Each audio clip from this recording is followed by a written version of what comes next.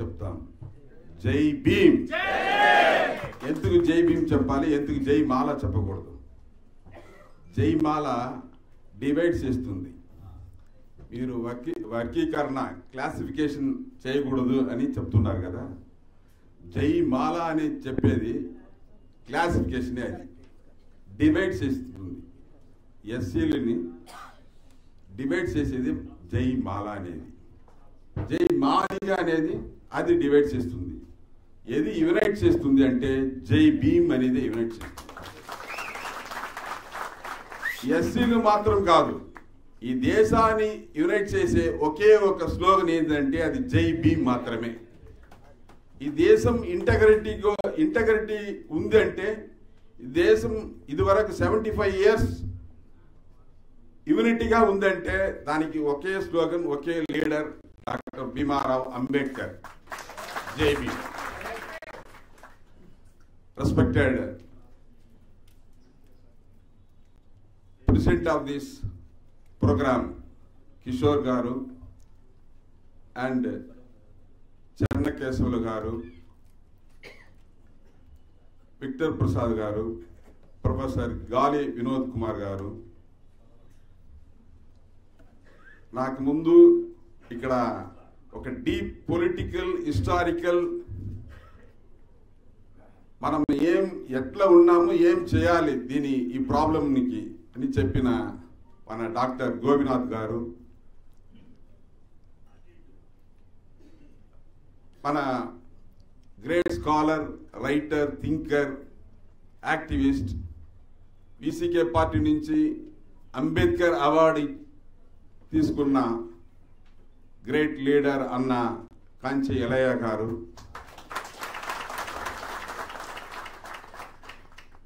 ఈ సమావేశాన్ని, ఈ ప్రోగ్రామ్ని ఇక్కడ ఆర్గనైజ్ చేసిన తమిళనాడులో కూడా మేము ఇట్లా చూడలేదు. ఎందుకంటే అంబేద్కర్ అప్పుడు చెప్పారని అందరికి తెలుసు. ఏమైందంటే నా వల్ల అందరూ ఎడ్యుకేషన్ తీసుకున్నారు. కొంచెం తెలుగు కొంచెం ఇది కానీ తేడాగానే వస్తుంది, క్షమించాలి. మీరు క్షమిస్తారా?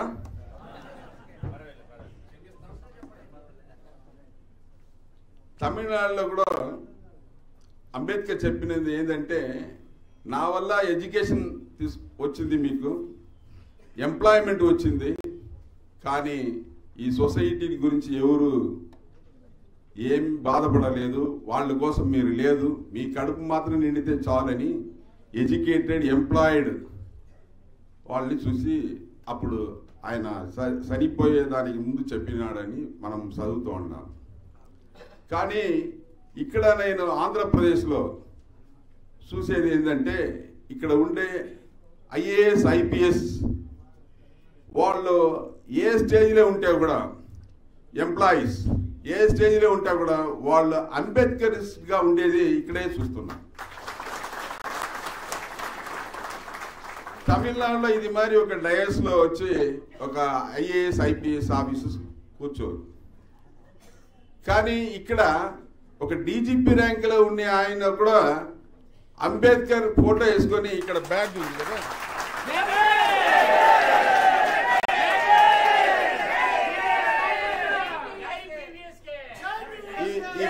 ఈ బ్యాడ్జ్ లో అంబేద్కర్ ఉంది, పక్కన ఒక డీజీపీ డ్రెస్ చేసుకొని ఒక ఫోటో.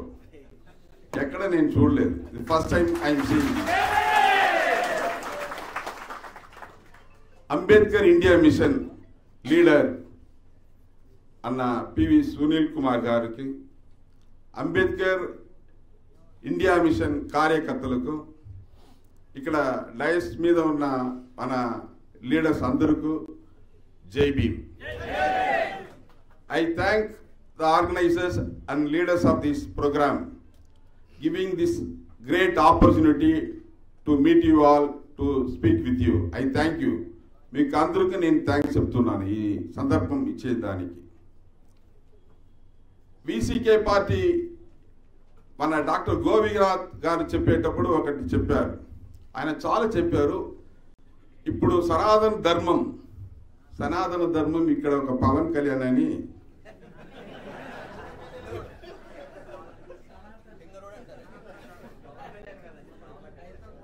ఆయన వచ్చి సనాతన ధర్మాన్ని కాపాడబోదంట. ఆయన జనసేన పార్టీలో ఐడియాలజికల్ గురుగా జ్యోతిరావు పూలే, అంబేద్కర్ పెట్టుకున్నాడు.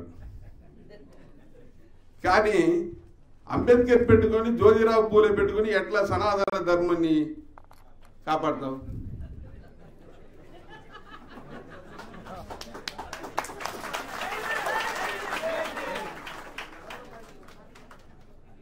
అన్న చెప్పారు, గోపినాథ్ అన్న, సనాతన ధర్మాన్ని అంటే ఆర్య బ్రాహ్మణిజం, మనువాదం, దాన్ని వ్యతిరేకించే ఒక పొలిటికల్ పార్టీ, అన్కాంప్రమైజ్డ్ లీడర్ ఉన్నారు, ఒక పార్టీ ఉంది అని మన గోపినాథ్ గారు చెప్పారు. వీసీకే పార్టీ ఉందని చెప్పారు.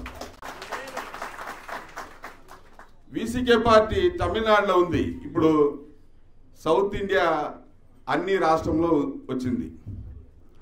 ఆంధ్ర, తెలంగాణ, కర్ణాటక, కేరళ, ఇప్పుడు మహారాష్ట్ర కూడా వెళ్ళింది. VCK party is the first party after independence in Tamil Nadu. First Dalit aided party got recognition from the election commission is VCK party. First election commission లో రికగ్నైజ్ అయిన దళిత్ లీడర్షిప్ లో ఉండే ఒక పార్టీ రికగ్నైజ్ అయిందంటే అది వీసీకే పార్టీ మాత్రమే. తమిళనాడులో మాత్రం కాదు, హోల్ సౌత్ ఇండియాలో ఫస్ట్ రికగ్నైజేషన్ అయిన ఒక పార్టీ అంటే వీసీకే పార్టీ. ఆంధ్ర, తెలంగాణ, కర్ణాటక, కేరళ, పాండిచ్చేరి, ఈ అన్ని స్టేట్లో first recognised party, state recognised party. ఇప్పుడు జగన్మోహన్ రెడ్డి ఉన్నాడు కదా, వైఎస్ఆర్సీపీ, వాళ్ళు state recognised party. Telugu Desam party Chandrababu Naidu ఉన్నారు కదా, వాళ్ళు స్టేట్ రికగ్నైజ్డ్ పార్టీ. ఇప్పుడు పవన్ కళ్యాణ్ కూడా స్టేట్ రికగ్నైజ్డ్ పార్టీ అయ్యింది. అది మరి స్టేట్ రికగ్నైజ్డ్ అయిన దళిత్ లీడర్షిప్ లో ఉండే ఒక పార్టీ సౌత్ ఇండియాలో ఫస్ట్ టైం అంటే అది వీసీకే పార్టీ.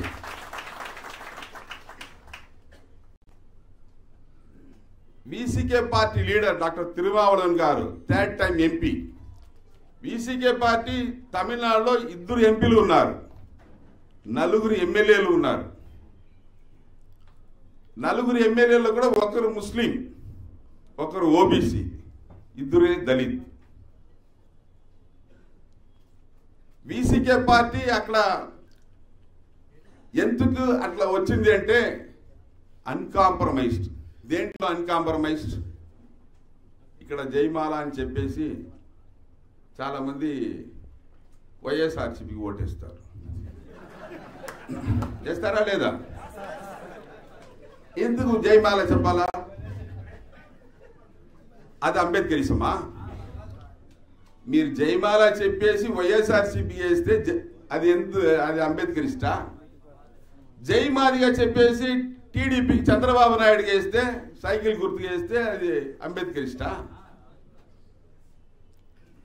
మనము క్యాస్ట్ ఆర్గనైజేషన్గా మాత్రం, లేకపోతే సోషల్ ఆర్గనైజేషన్గా మాత్రం ఉంటే చాలు, అది చాలదు. మనం పొలిటికల్ ఆర్గనైజేషన్గా రావాలి. BSP Bahujan Samaj party national పార్టీగా వచ్చింది. మనం పొలిటికల్ ఆర్గనైజేషన్గా మనం ఎదగాలి. కానీ ఇక్కడ 30 years 40 yearsగా ఇక్కడ ఉండే వాళ్ళందరూ కూడా వాడేదైనా ఒక బోర్డులో చైర్మన్ ఇస్తాడా, వాడేదైనా ఒక ఎమ్మెల్యే ఇస్తాడా, వాడేదైనా ఎంపీ ఇస్తాడా? మీరు చెప్తారు కదా 25% ఉన్నామని. మీరు పొలిటికల్ ఆర్గనైజేషన్గా కన్వర్ట్ అవ్వరా? అవ్వాలా లేదా? ఎందుకు అవ్వలేదు? జయమాల చేస్తే అవ్వరు, జయమాదిగా చెప్తే అవ్వరు, పొలిటికల్ ఆర్గనైజేషన్గా అవ్వరు. పొలిటికల్ ఆర్గనైజేషన్గా మనం మారాలి. అదే అంబేద్కరిజం, అది అంబేద్కర్ కళ.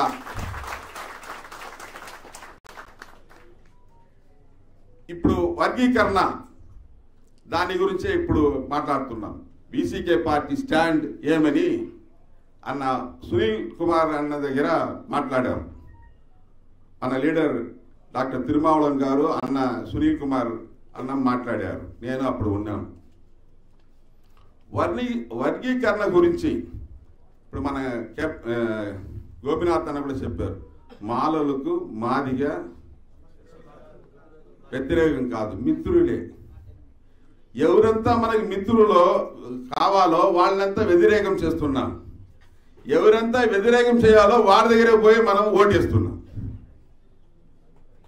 మిత్రులు ఎవరు శత్రువులు ఎవరు అని మనకు తెలియలేదు. శత్రువులు ఎనిమీస్ అని చెప్పాడు అన్న. శత్రువుస్ RSS and BJP, Hindutva ideology, సనాతన ఐడియాలజీ, వాళ్ళే మనకు ఎనిమీస్. కానీ మాలని మాదిగని వీళ్ళిద్దరూ కొట్టుకోవాలి, అది ఆర్ఎస్ఎస్ అజెండా, అదే బీజేపీ అజెండా. దానికి మనం హీల్డ్ అవ్వకూడదు. ఎస్సీ ఎస్టీ యూనిటీ మాత్రం కాదు, ఎస్సీ ఎస్టీ బీసీ యూనిటీ మాత్రం కాదు, ఎస్సీ ఎస్టీ బీసీ యూనిటీ మాత్రం కాదు, SC ST BC minorities unity కావాలి. డెమోక్రటిక్ ఫోర్సెస్ అందరూ కలవాలి. అదే అంబేద్కర్ ఆశ, అంబేద్కర్ డ్రీమ్. వర్గీకరణ ఇప్పుడు డివైడ్ అయ్యింది. మనము సుప్రీంకోర్టులో ఎన్ని మంది సుప్రీంకోర్టులో చీఫ్ జస్టిస్గా ఉన్నాం? మాలలో ఎన్ని మంది ఉన్నారు చెప్తారా? మాదిగా ఎన్ని మంది ఉన్నారు చెప్తారా? లేదు. అక్కడ టోటల్ ఆల్ ఇండియా లెవెల్లోనే ఒకరు కూడా లేదు, ఒకరు ఆయన ఉన్నాడు గవాయ్. మాదిగలో లేదు, మాలలో లేదు. సరే, క్యాబినెట్ సెక్రటరీస్ ఉన్నారా? నెయిల్ 100 సెక్రటరీస్ ఉన్నారు. ఎవరు ఒక మాల సెక్రటరీ ఉన్నారా అక్కడ? ఎస్సీసీలే లేదు, అది వేరే.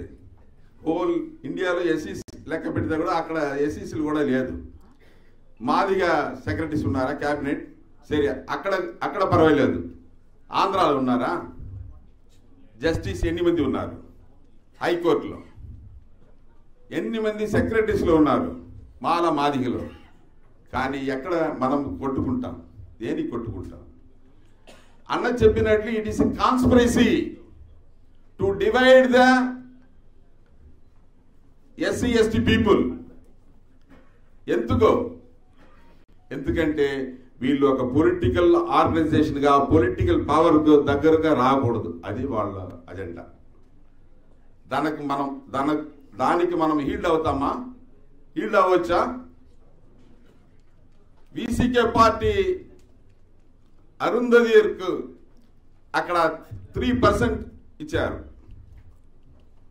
ఎందుకు వీసీకే పార్టీ వాళ్ళకి ఇచ్చినప్పుడు సపోర్ట్ చేసిందంటే, ఎస్సీ ఎస్టీలో కూడా బీసీలో కూడా ఎవరు బ్యాక్వర్డ్లో ఉన్నారో వాళ్ళకు ఆ రిజర్వేషన్ రైట్స్ అన్ని పోయి చేరాలి.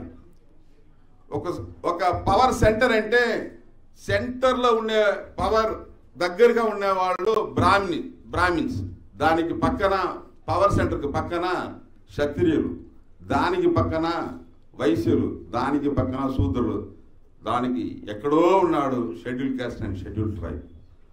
పవర్ నుంచి దూరంగా ఉండేవాడే schedule caste and schedule tribe.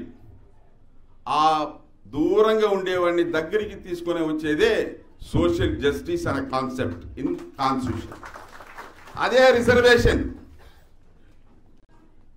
దానివల్ల బీసీకే పార్టీ స్టాండ్ ఆల్వేస్ ఎవరు అధికారం నుంచి దూరంగా ఉన్నారో వాళ్ళకి సపోర్ట్ చేయాలి. ఎవరు దూరంగా ఉన్నారు?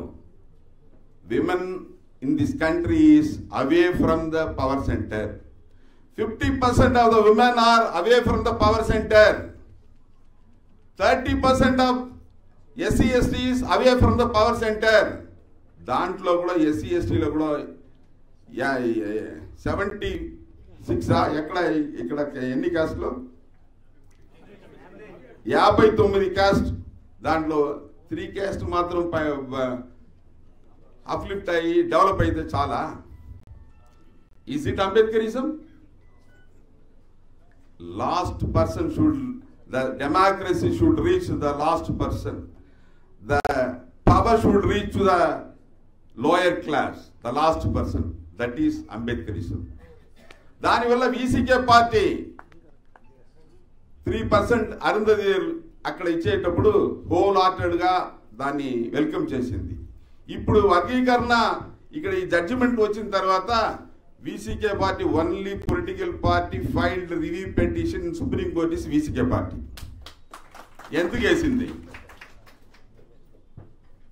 ఆర్టికల్ 341 అండ్ 342 మన మోడీ చెప్తున్నాడు కదా, ఒకే దేశం. ఏం చెప్తారు? ఒకే మయానం చెప్పుడు, ఒకే గ్రామం చెప్పుడు, కానీ ఒకే ఎలక్షన్ చెప్తాడు. దానికి కూడా ఇప్పుడు బిల్ ఉంది.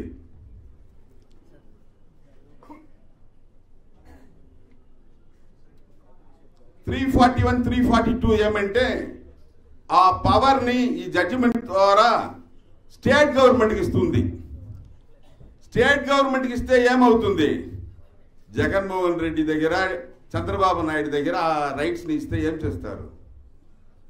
వాళ్ళకు ఎవరు అనుకూలంగా ఉన్నారో వాళ్ళకు పొలిటికల్గా వాళ్ళకి ఏం కావాలో ఓట్ బ్యాంక్ పాలిటిక్స్ని వాళ్ళు థింక్ చేసి ఇదంతా క్లాసిఫై చేయాలి, ఇదంతా క్లాసిఫై చేయకూడదు అని డిసిషన్ తీసుకుంటారు. కానీ బాబాసాహెబ్ అంబేద్కర్ ఆర్టికల్ 341 ఎస్సీకి, ఆర్టికల్ 342 ఎస్టీలకు ఆ డిసిషన్ తీసుకోవాలంటే, ఆ క్యాస్ట్ని ఇంక్లూడ్ చేయాలంటే, క్యాస్ట్ని ఎక్స్క్లూడ్ చేయాలంటే ఆ పవర్ యూనియన్ గవర్నమెంట్ ప్రెసిడెంట్కి మాత్రం ఉందని అక్కడ పెట్టారు.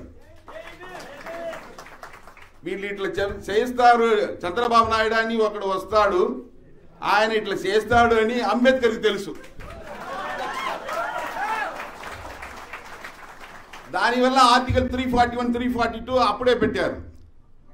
ఆ ఆర్టికల్ 341, 342ని వైలేట్ చేసే అట్లా మోడీ గవర్నమెంట్ త్రూ జ్యుడిషియరీలో ఒక కాన్స్పిరసీతో ఇది వర్గీకరణం, ఆ రైట్స్ని యూనియన్ గవర్నమెంట్కి ఉండే రైట్స్ని స్టేట్ గవర్నమెంట్కి చేస్తున్నాడు. ఒకే nation, one nation one election చెప్తున్న మోడీ ఎందుకు ఆ రైట్ని స్టేట్కి ఇస్తున్నావు? స్టేట్ రైట్స్ అన్ని తీసుకున్నావు కదా, ఇస్తున్నావు కదా, అన్ని యూనియన్ గవర్నమెంట్కే ఉండాలి, సెంట్రల్ గవర్నమెంట్గా అన్ని పవర్స్ ఉండాలని చెప్తున్నావు కదా. కానీ ఇది మాత్రం ఎందుకు నువ్వు స్టేట్ గవర్నమెంట్ ఇస్తున్నావు? అది వీసీకే అబ్జెక్టింగ్. రివ్యూ పిటిషన్ ద్వారా VCK objected it. Next one is creamy layer. Creamy layer ఎస్సీకి మాత్రం కాదు, బీసీకి కూడా ఉండకూడదని చెప్పే పార్టీ వీసీకే పార్టీ. చెప్పేది మాత్రం కాదు, దానికోసం ప్రెసిడెంట్ని చూసి ఫస్ట్గా ఆ రిక్వెస్ట్ లెటర్ ఇచ్చిన పార్టీ వీసీకే పార్టీ. ఎవరి కోసం? ఎస్సీలకు కాదు, బీసీలకు కూడా క్రీమీ లేయర్ ఉండకూడదని చెప్పిన పార్టీ వీసీకే పార్టీ.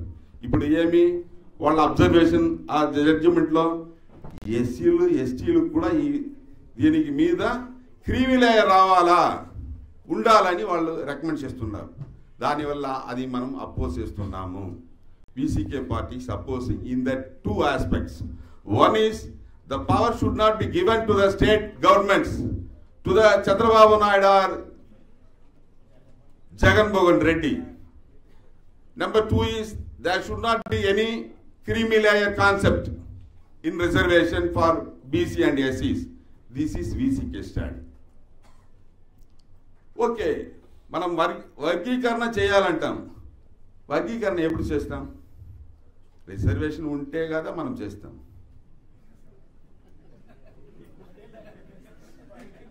రిజర్వేషన్ ఉంటే కదా మనం చేస్తాం. ఇప్పుడు మన వాళ్ళు ఎమ్మెల్యేగా ఎంపీగా పోతున్నారు, వాళ్ళకి రిజర్వేషన్ లేదనుకోండి, టీడీపీలో టికెట్ ఇస్తాడా? వైఎస్ఆర్లో టికెట్ ఇస్తాడా? ఎవరికి ఇస్తాడు?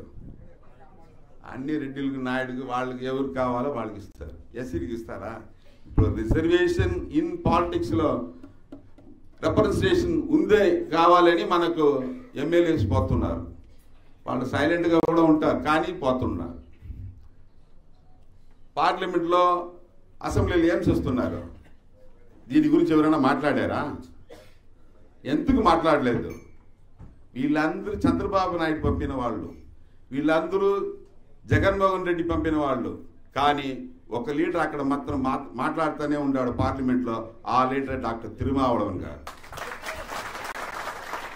తమిళనాడుకు మాత్రం మాట్లాడలేదు ఆయన. యాజ్ ఎ హోల్ ఇండియాకు ఏమి కావాలో అన్నిటికీ మాట్లాడుతున్నాడు. ఎస్సీసీకి మాత్రం మాట్లాడలేదు. All section of people, marginalised section, women కోసం మాట్లాడే ఒక లీడర్ ఉన్నాడంటే డాక్టర్ తిరుమావళవన్ గారు.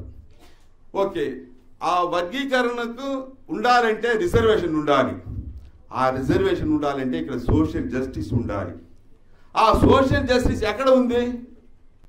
మన రాజ్యాంగంలో ఉంది. మన రాజ్యాంగం, ఇక్కడ కూడా పాట పాడారు, రాజ్యాంగం పవిత్రమైనది పాడారా? ఖురాను, బైబిల్, భగవద్గీతకు అన్నిటికీ, భగవద్గీత ఎందుకు దాంట్లో కమెంట్ చేశారు నాకు తెలియలేదు. ఆ పాటలో కంప్లీట్ తెలియలేదు. కానీ ఆ రాజ్యాంగంని కాపాడుకోవాలా? రాజ్యాంగాన్ని కాపాడుకోలేదంటే సోషల్ జస్టిస్ లేదు. సోషల్ జస్టిస్ లేదంటే రిజర్వేషన్ లేదు. రిజర్వేషన్ లేదంటే వర్గీకరణ లేదు. నువ్వు ఎందుకు ఎక్కడ పోయి నువ్వు దేనికోసం నువ్వు పోరాడాలా? జైమాల అనేవాళ్ళు, జై మాదియా అనేవాళ్ళు దేనికోసం పోరాడాలా? ఈ కాన్స్టిట్యూషన్, రాజ్యాంగాన్ని కాపాడుకోవాలని పోరాడాలా? ఇక్కడ మన గోపినాథ్ అన్న కూడా చెప్పారు, పాట పాడే ఒక ఆయన చెప్పాడు, పాట పాడాడు, మనువాదానికి మరణ శాసనం రాస్తున్నాము. మనువాదానికి మరణ శాసనం రాసిన ఎవరు తెలుసా? ఎవరు? డాక్టర్ అంబేద్కర్ రాశాడు. దేనివల్ల రాశాడు? రాజ్యాంగంలో రాశాడు ఆయన. మనువాదానికి మరణ శాసనం రాసిన వ్యక్తి, లీడర్ ఎవరంటే డాక్టర్ బాబాసాహెబ్ అంబేద్కర్. ఎట్లా? దానికి ముందు, ఆ రాజ్యాంగం వచ్చేదానికి ముందు ఈ దేశం సనాతన్ దేశంగా ఉండింది. ఈ దేశం క్యాస్టిస్ట్ దేశంగా ఉండింది. ఈ దేశం బ్రాహ్మణిజం దేశంగా ఉండింది. ఆ దేశంని ఎట్లా మార్చాలా అని ఆయన అనుకున్నాడంటే, ఈ దేశం స్వతంత్రమైన దేశంగా ఉండాలి. ఈ దేశం సమానత్వం, ఈక్వాలిటీ ఉండే దేశంగా ఉండాలి. ఈ దేశం సహోదరత్వం ఉండే దేశంగా ఉండాలి. ఫ్రెటర్నిటీ ఉండే దేశంగా ఉండాలి. అది క్యాస్ట్ దేశం నుంచి క్యాస్ట్లెస్ ఇండియా రావాలనేదే రాజ్యాంగం. సనాతన్ ఇండియా నుంచి మోడర్న్ ఇండియా రావాలనేదే రాజ్యాంగం.